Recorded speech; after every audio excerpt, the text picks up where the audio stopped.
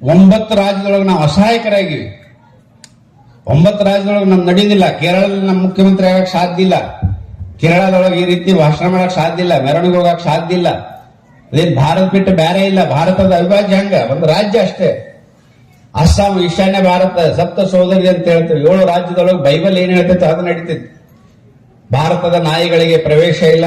ನಮ್ಮ ದೇಶದ ಸ್ಟೇಟ್ನೊಳಗೆ ಬೋರ್ಡ್ ಹಾಕುವಂತ ಸ್ಥಿತಿ ನಿರ್ಮಾಣ ಆಗಿದೆ. ಎಲ್ಲೆಲ್ಲಿ 30%, 20% ಅದಾರ. ಕೆಜಿಹಳ್ಳಿ, ಡಿಜಿಹಳ್ಳಿ, ಹುಬ್ಳಿ ಅಂತ ಊರೊಳಗ ಪೊಲೀಸರಿಗೆ ಕಲ್ಲನ್ನು ತಲೆ ಹೊಡ್ಯಾಕತ್ತಾರ. ಇದರರ್ಥ ನಮ್ಮ ಪೊಲೀಸರು ಅಸಹಾಯಕರದಾರ ಅಂತಲ್ಲ, ರಾಜಕಾರಣಿಗಳ ಅಸಹಾಯಕರದಾರ. ಅದರ ಪರಿಣಾಮದಿಂದ ಅವ್ರು ಸುಮ್ಮನಿರ್ತಾರೆ. ಅವ್ರು ಮನಸ್ಸು ಮಾಡಿದ್ರೆ ಅವ್ರ ಕೈಯಾಗ ಕೊಟ್ರ ಭಯೋತ್ಪಾದಕರನ್ನ ಹೆಂಗ್ ಹಿಡಿದ್ರು ನಮ್ಮ ಪೊಲೀಸರು. ಮೊನ್ನೆ ಧಾರವಾಡದಾಗ 4 ಮಂದಿನ ಹಿಡಿದ್ರು. ಮಗ್ಳು ಹೆಂಡತಿಗೆ ಗೊತ್ತಿಲ್ಲ, ಅವ್ರನ್ನ ಎತ್ತಾಕೊಂಡು ಹೋಗಿದ್ದು. ಅಡ್ಡ ಚಂದ ಎತ್ತಾಕೊಂಡು ಹೋಗಿದ್ರು ನಮ್ಮ ಪೊಲೀಸರು 4 ಮಂದಿ ಭಯೋತ್ಪಾದಕರು. ಮುಂಜಾನೆ ಹೆಂಡತಿ ಕೇಳಿದ್ರೆ ಮಲ್ಕೊಂಡಿದ್ವ, ಯಾವಾಗ ಯಾರು ಕೂಡ ಹೋಗೋ ಗೊತ್ತಾಗ್ಲಿಲ್ಲ ಅಂತ ಹೇಳಿದ್ರು ಹೆಣ್ಮಕ್ಳು. ಅಷ್ಟು ಶಾನೆ ಅದಾರ ನಮ್ಮ ಇಲಾಖೆ ಅವ್ರು. ಆದ್ರೆ ಅವ್ರಿಗೆ ಸ್ವಾತಂತ್ರ್ಯನೇ ಇಲ್ಲ.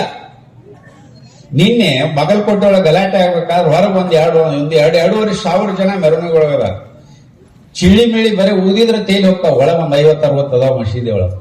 ಅಲ್ಲಿಂದ ಕಲ್ಲ ಚಪ್ಪಲಿ ಒಗಿತಾರಂದ್ರ ಅಕಸ್ಮಾತ್ ನಾವು ಅಕ್ರಮಕಾರಿಗಳಲ್ಲ. ಅಕಸ್ಮಾತ್ ನಾವು ತಿರುಗಿ ಬಿದ್ದಿದ್ದೇವಂದ್ರ ಅಡ್ರೆಸ್ಸಿಗೂ ಇರ್ತಿರ್ಲಿಲ್ಲ.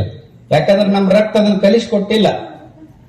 ಯಾಕೆ ಕಲಿಸ್ಕೊಟ್ಟಿಲ್ಲ ಅಂದ್ರೆ ಶತ್ರು ಇನ್ನೂ ಪೂಜೆ ಕರೆದಿದ್ದಾರ. ರಾವಣ ಸೇತುವೆ ಕಟ್ಟಬೇಕಾದ್ರ ಪೂಜೆ ಮಾಡ್ತಾನ. ರಾಮೇಶ್ವರದವ್ರು ಪೂಜೆ ಮಾಡಾಗ ಚಲೋ ಬ್ರಾಹ್ಮಣ ಯಾರು ಅದಾರ ಅಂತ ಪ್ರಶ್ನೆ ಮಾಡ್ತಾನ. ರಾವಣ ಬಿಟ್ರೆ ಬೇರೆ ಯಾರಿಲ್ಲ ಅಂತ ಹೇಳ್ದ. ಹಂಗಾರೆ ರಾವಣ ಕರ್ಕೊಂಬರ್ರಿ ಪೂಜೆಕ್ ಅಂತ ಹೇಳ್ತಾನ. ಹಿಂಗ ಹೋಗಿ ಹೇಳ್ತಾರ ರಾವಣ, ಇಲ್ಲ ಈಗ ಲಂಕೆ ಕಟ್ಟೋದೈತಿ, ಲಂಕೆ ಸೇತುವೆ ಕಟ್ಟೋದೈತಿ, ರಾಮ್ ಪೂಜೆ ಕರೆದಾರ ರಾಮೇಶ್ವರಕ್ಕೆ ನೀವು ಬರ್ಬೇಕಂತ.